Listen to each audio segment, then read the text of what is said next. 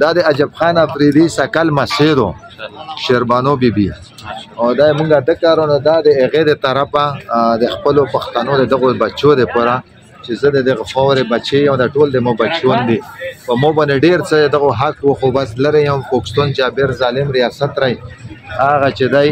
مورو پرېږدي نه چې دلته روشم کني زه به دلته دغو خپلو بچو سره نوسته وای په دا پنډال کې خو نور څه نه کېږي خو دا د مو د طرفه د دو دپاره یو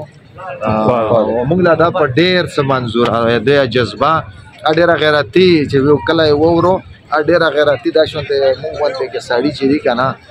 لس زره هم هغه لا نه وررسي دومره خو یې خولې او تکړه او قانون او خبره کوی همدا شونته د مونږ سره پکې نورو ملګریو هم یو څو ملګري دي هغه تریش د مونږ یوه بله خورا کېدو هغو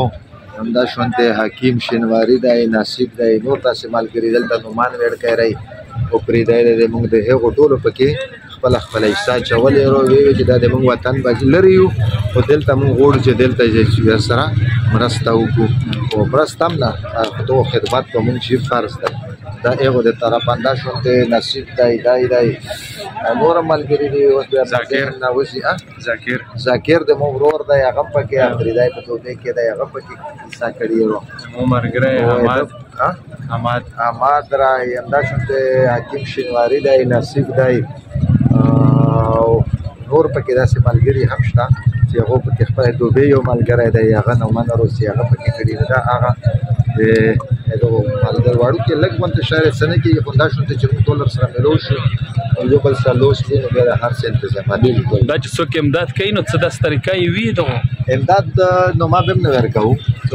خبره نه دا د موږ خپله مسله ده خپلو مسلو کې امداد ورته نه شي ویل کېدی مسله دا چې مو وطن په مسله باندې زه خپله روغونډ شوی یم زه دا ټول خلک زه خپل یم د خاوره د مو خپله د لنګار که دلته پخېږي دا د مو خپل امداد دا د مو خپل حق دی په یوه بل باندې خو بس هغو خپل د خپل لرې دي خو خپله حصه یې اچوله په دا کې چې یاره د مونږ وروڼه هلته دي د مونږ ماشومان دي هلته د مونږ مشران دي چې هغو په عزت کې کمی رانه شي ښه خدمت ښه عزت یې دلته وشي پاکستان نه راتلم خو ماله یې ویزه نه راکوله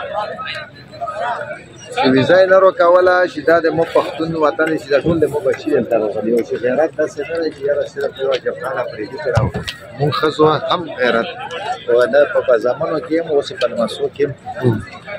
چې ویې چې دلته د مو ډېر د لرې لرې ولمونه د مو د پښتون وطن د هر ګوټ نه راغلي ولمونه دي په مو باندې دا فرض دي چې زه چې مو که دلته